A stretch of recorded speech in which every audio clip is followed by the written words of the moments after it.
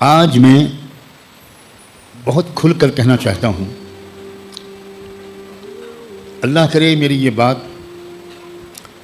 ہماری انٹیلیجنس کی ایجنسیوں تک پہنچے، سب ایجنسیوں تک، چاہے اسٹیٹ کی ایجنسی ہو چاہے سینٹرل ایجنسی ہو، اور اللہ کرے کہ مجھ ایک عام بھارتی ناگرک کی یہ بات اس ملک کو چلانے والے لوگوں تک بھی ہمارے ایجنسیوں کے دوست احباب پہنچا دیں۔ بڑی غلط فہمیاں پھیل رہی ہیں۔ میں سجاد نعمانی کیا چاہتا ہوں اس ملک میں، آج یہاں صاف لفظوں میں کہنا چاہتا ہوں، اللہ کو گواہ بناتا ہوں کہ اس کے سوا میں کچھ نہیں چاہتا۔ میں صرف یہ چاہتا ہوں کہ ہمارے ملک میں کوئی غریب نہ رہے۔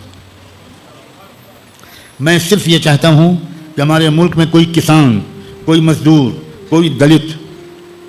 کوئی عورت، کوئی مہیلا، کوئی آدیواسی، کوئی OBC، کوئی لنگایت، کسی قوم کا کوئی فرد، کوئی کرسچن، کوئی مسلمان، کوئی سکھ، کوئی بدھسٹ، گرودوارہ جانے والا ہمارا سکھ بھائی اور بہن، بدھسٹ ٹیمپل جانے والے ہمارے بدھسٹ بھائی اور بہن، مندر جانے والے ہمارے ہندو بھائی اور بہن، چرچز جانے والے ہمارے کرسچن بھائی اور بہن، ہمارے نوجوان، سرحد پر ہمارے ملک کی سرحدوں کی حفاظت کرنے والے ہمارے سینک، ہمارے فوجی بھائی، ان کی فیملیز، پولیس ڈپارٹمنٹ میں کام کرنے والے ہمارے بہادر نوجوان، کچہریوں میں پیشکاری کا پیشہ کرنے والے ہمارے لوگ، ہمارے کلرک، ہمارے بس ڈرائیورز، ہمارے ٹرک ڈرائیورز، ہمارے ریلوے ڈرائیورز، ہمارے صفائی کرمچاری،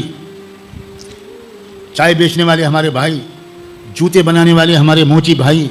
میں کس کس کا نام لوں؟ سجاد نعمانی صرف یہ چاہتا ہے کہ ان میں سے ایک بھی کسی کا محتاج نہ رہے، عزت کے ساتھ ان میں سے ایک ہر ایک کو 2 وقت کی روٹی ملے، ان کی بیٹیوں کی عزتیں محفوظ رہیں، ان کی بیٹیوں کی اچھی جگہ شادیاں ہوں، یہ اپنی سسرالوں میں عزت پائیں اور محبت پائیں اور خوشی کے ساتھ اپنے بچوں کو پالیں،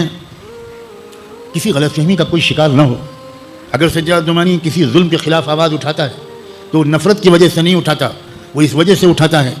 کہ اس کا دل چاہتا ہے کہ کسی پر ظلم نہ ہو۔ شاید میں اپنی پوری بات کہہ نہیں پایا ہوں، اس وجہ سے کچھ غلط فہمیاں ہیں ایجنسیوں کو، اس وجہ سے کچھ غلط فہمیاں ہیں ہماری اسٹیٹ یا سینٹرل گورنمنٹس کو۔ اگر ایسا ہے تو میں اپنی ہر وہ بات واپس لینے کو تیار ہوں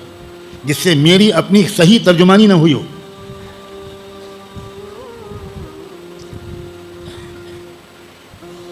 کاش کہ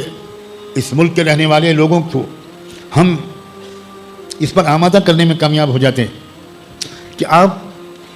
قبول کرو، مانو یا نہ مانو، تسلیم کرو، یہ آپ کا فیصلہ ہے،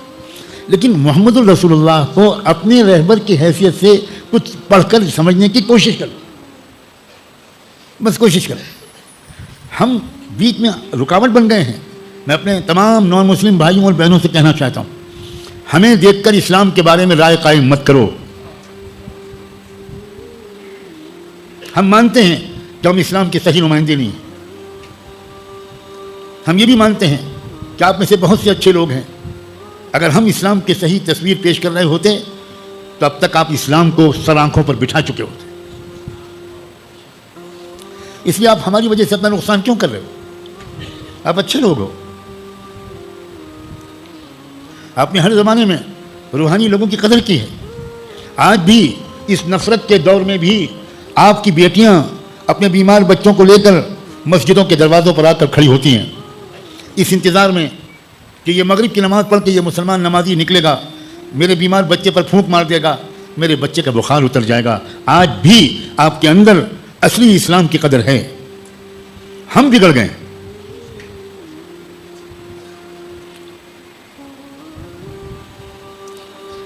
سچ کہتا ہوں، اگر زکوٰۃ کا نظام قائم ہو جائے تو ہمارا ملک انتہائی ترقی یافتہ، انتہائی مالدار ملک بن جائے گا۔ کل میں نے آپ کو بتایا تھا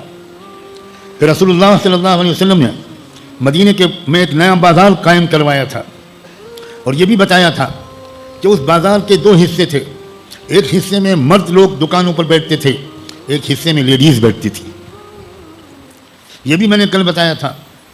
کہ رسول اللہ صلی اللہ علیہ وسلم نے بازار کے جائزے اور انسپیکشن کی ایک ٹیم بنائی تھی, اور اس ٹیم میں جہاں مرد صحابہ تھے اس ٹیم میں 3 یا 4 تجارت اور کاروبار کی ماہر صحابیات لیڈیز بھی تھیں, اور وہ پورے پردے کے ساتھ عورتوں کے بازار پر نگرانی رکھتی تھیں. ہم اعتراف کرتے ہیں سچے, میں سچ آج اے اللہ آج ہمارے اس گناہ کو معاف کر دے کہ اتنا اچھا ملک آپ نے ہم کو دیا لیکن ہم اسلام کو پیش نہ کر سکے. آج بھی دنیا کے بہت سے ملکوں سے بہتر ہے ہمارا یہ دیش.